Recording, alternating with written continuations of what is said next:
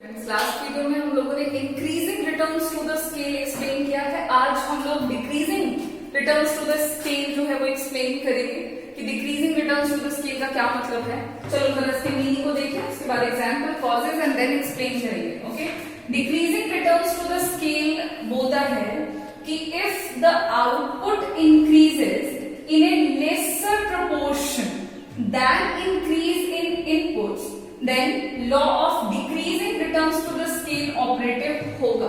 कहने का मतलब हुआ कि आप जिस प्रोपोर्शन में इनपुट को इंक्रीज कर रहे हैं, अगर उसके कंपैरिजन में आउटपुट इंक्रीज तो होगा, लेकिन लेसर प्रोपोर्शन में अगर वो इंक्रीज करेगा, इसका मतलब है कि decreasing returns to the scale operative हो रहा है, ऑपरेशन में है। इस बात को एग्जाम्पल से अगर देखें तो देखो, अगर इनपुट को आपने 5% से इंक्रीज किया है और आउटपुट इंक्रीज हो रहा है, लेकिन इंक्रीज होने का रेट अगर 3% है, इस केस में इनपुट बढ़ा तो आउटपुट भी बढ़ा, लेकिन जिस प्रोपोर्शन में बढ़ना चाहिए था उससे कम बढ़ा है, मतलब decreasing returns to the scale operation में है, ऑपरेटिव हो रहा है।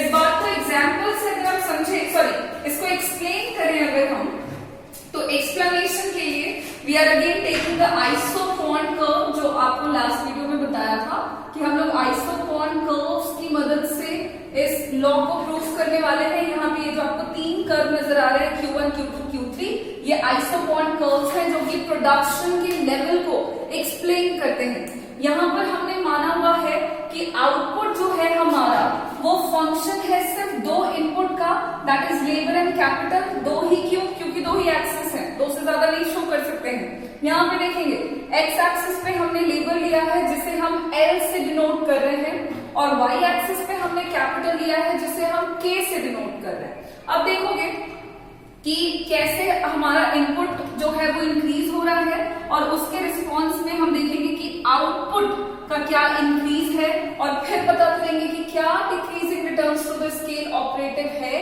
या नहीं है। जरा देखोगे शुरुआत में क्या हो रहा है कि हमारा लेबर जो है वो 1 के स्केल में है, लाइक 1L लेबर एंड 1 के कैपिटल, ठीक है। इनपुट जो है वो 1 के स्केल में है, 1 के स्केल में है दोनों।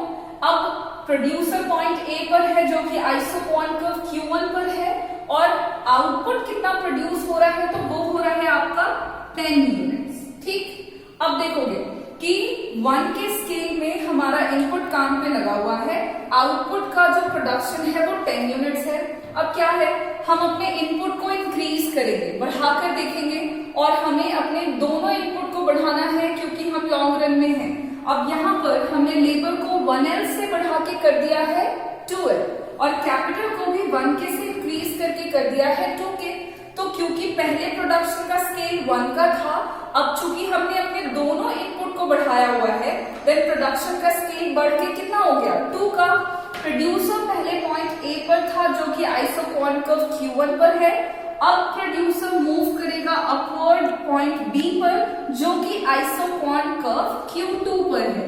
अब यहाँ पर देखो 1 के स्केल में जब इनपुट था तो प्रोडक्शन हो रहा था 10 यूनिट्स, अब इनपुट का स्केल बदल करके 2 का हो चुका है, तो आउटपुट का प्रोडक्शन भी बढ़ करके 10 से हो गया कितना, 18 यूनिट्स। यहाँ पर जब हमने इनपुट को बढ़ाया है तो आउटपुट भी बढ़ा है और बढ़ करके हो गया है 18 यूनिट्स। अब हम देखेंगे कि कितने परसेंट का इंक्रीज किया हमने अपने इनपुट में, और आउटपुट में परसेंट इंक्रीज कितना हुआ है। तो इनपुट का इंक्रीज आप निकालोगे तो 1 से आपने 2 कर दिया है, मतलब आपका परसेंट इंक्रीज हुआ है 100%, ठीक है। मतलब इनपुट को हमने 100% से बढ़ाया है। आउटपुट हमारा 10 से 18 हुआ है, तो पता करेंगे कि कितने परसेंट का इंक्रीज हुआ है। तो इसको आप कैसे निकालोगे, final minus initial by initial into 100 करोगे, तो यहाँ पे आपका जो चेंज आएगा वो 80% का आएगा। इसको आप सॉल्व करोगे तो यहाँ पे आपका बचा 8 इंटू 10 इज इक्वल्स टू 80। तो यहाँ पे आप देखोगे कि आपने अपने इनपुट को बढ़ाया बाय 100% और आउटपुट बढ़ गया है आपका बाय 80%। इसका मतलब है कि समझना, इनपुट को बढ़ाया तो आउटपुट बढ़ा है, लेकिन जिस प्रपोर्शन में हमने इनपुट को बढ़ाया है, आउटपुट का इंक्रीज उससे कम है, इसका मतलब है कि आपके फर्म में, आपकी इंडस्ट्री में decreasing returns to the scale operation में है, वो लागू हो रहा है। एक बार फिर से हम अपने इनपुट को बढ़ाएंगे, तो 2L से लेबर को बढ़ाकर कर दिया 3L, सेम प्रोपोर्शन में बढ़ाना है तो कैपिटल भी करेंगे 2K से 3K। प्रोडक्शन का स्केल पहले 2 का था, अब वो इंक्रीज होकर 3 का हो चुका है। प्रोड्यूसर पहले पॉइंट बी पर था जो कि आइसोक्वान कर्व Q2 पर है, अब प्रोड्यूसर मूव करेगा पॉइंट सी पर जो कि आइसोक्वान कर्व Q3 पर है।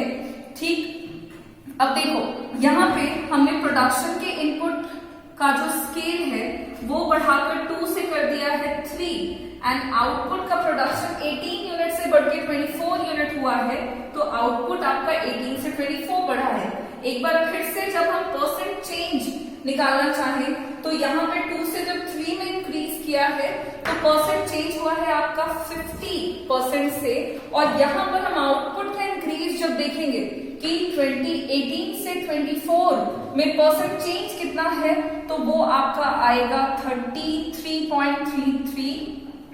इसको आप सॉल्व करोगे तो इसको सॉल्व करने के बाद आपका वैल्यू आएगा 33.3%। या जरा यहाँ देखना, इनपुट को बढ़ाया था 50% से 2 से 3 के स्केल में, और आउटपुट 18 से जो 24 हुआ है तो परसेंट चेंज है हमारा 33.3%। इसका मतलब है कि इनपुट को जिस परसेंट से, जिस प्रोपोर्शन में बढ़ाया, आउटपुट एक बार फिर से उससे लेसर प्रोपोर्शन में इंक्रीज हुआ है। इसका मतलब क्या है कि आपकी इंडस्ट्री में लॉन्ग रन में decreasing returns to the scale operative हो रहा है। तो यहाँ पे हमने देखा कि decreasing returns to the scale, जिसको हम एक्सप्लेन कर रहे थे आइसोक्वान कर्व से, हम इनपुट को बढ़ा रहे हैं और आउटपुट बढ़ जरूर रहा है लेकिन लेसर प्रोपोर्शन में। बात करेंगे ऐसा क्यों होगा, क्या कारण है, कॉजेस क्या है, क्यों आपको decreasing returns to the scale देखने को मिलेगा।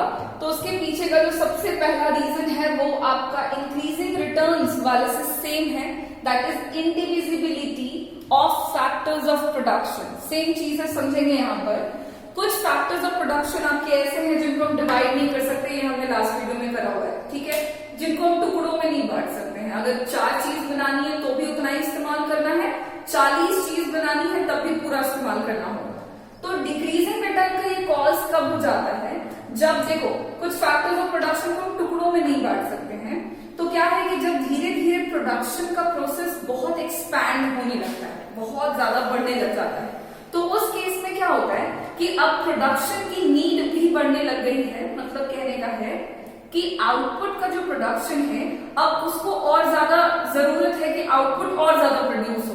उस केस में क्या है कि हम कुछ फैक्टर्स ऑफ प्रोडक्शन को चूंकि टुकड़ों में नहीं बांट सकते ना, तो उस सिचुएशन में हम फैक्टर्स ऑफ प्रोडक्शन का ओवर यूटिलाइजेशन कर लेते हैं, ठीक है। तो उस केस में क्या होगा कि जब आप किसी भी चीज का ओवर यूटिलाइजेशन करोगे तो फिर आपको कुछ ड्रॉबैक्स देखने को मिलेंगे, कुछ आपको नुकसान देखने को मिलेगा। तो वही रीजन है कि फैक्टर्स ऑफ प्रोडक्शन हमारे इंडिविजिबल हैं, क्योंकि प्रोडक्शन का स्केल जब हमारा एक्सपैंड करता चला जाता है तो हम फैक्टर्स ऑफ प्रोडक्शन का ओवर यूटिलाइजेशन कर लेते हैं। उस केस में इनपुट को जिस परसेंट से बढ़ाते हैं, आउटपुट बढ़ता जरूर है लेकिन थोड़ा लेसर प्रोपोर्शन में। तो फर्स्ट कॉज है आपका indivisibility of factors of production. Confuse नहीं होना, increasing returns to the scale में भी हमने सेम पॉइंट देखा था, तो वहां पे था कि इंडिविजिबिलिटी है फैक्टर्स ऑफ प्रोडक्शन की, तो प्रोडक्शन के एक्सपैंड होने के पर हम फैक्टर्स ऑफ प्रोडक्शन का फुल्लर यूटिलाइजेशन करते हैं। तो जब आप फुल्लर यूटिलाइजेशन करोगे तो फायदा मिलेगा, लेकिन फुल्लर के बाद वाले स्टेप में चले जाओगे, दैट इज ओवर यूटिलाइजेशन, तो फिर थोड़ा नुकसान होगा, एंड वो है आपका डिक्रीजिंग रिटर्न्स का cause. Fuller utilization is the cause of increasing returns and over utilization is the cause of decreasing returns, जो कि अगेन इंडिविजिबिलिटी के अंदर ही आता है, ठीक है। इसलिए दोनों में सेम पॉइंट है। Next point is mounting difficulties of management, coordination and control.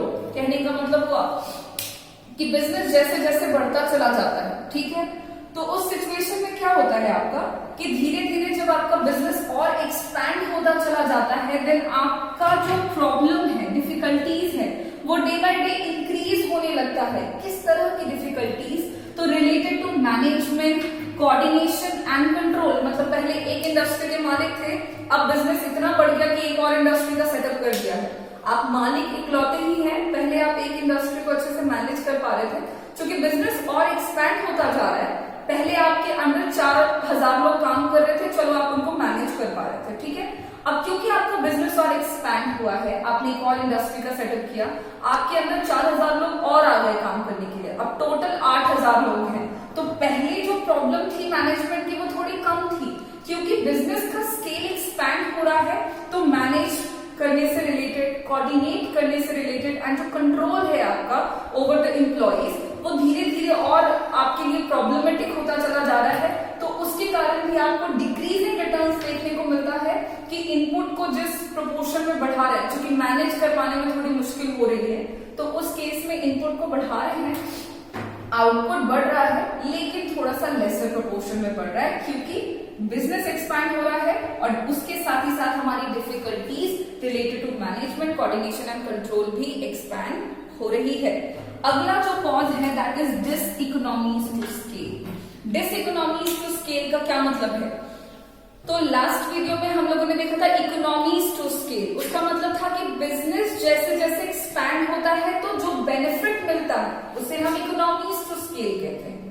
डिसइकोनॉमीज to scale का मतलब हो गया कि बिजनेस जैसे जैसे एक्सपैंड होता है ना, तो सिर्फ बेनिफिट्स ही नहीं मिलता, कुछ प्रॉब्लम्स भी होते हैं, कुछ नुकसान भी पहुंचता है इंडस्ट्री को, इंडस्ट्री के ओनर को। तो जो प्रॉब्लम्स होती हैं, जो लॉस होता है due to expansion of business, that is known as diseconomies to scale. हम उसे डिसइकोनॉमीज टू स्केल कहते हैं।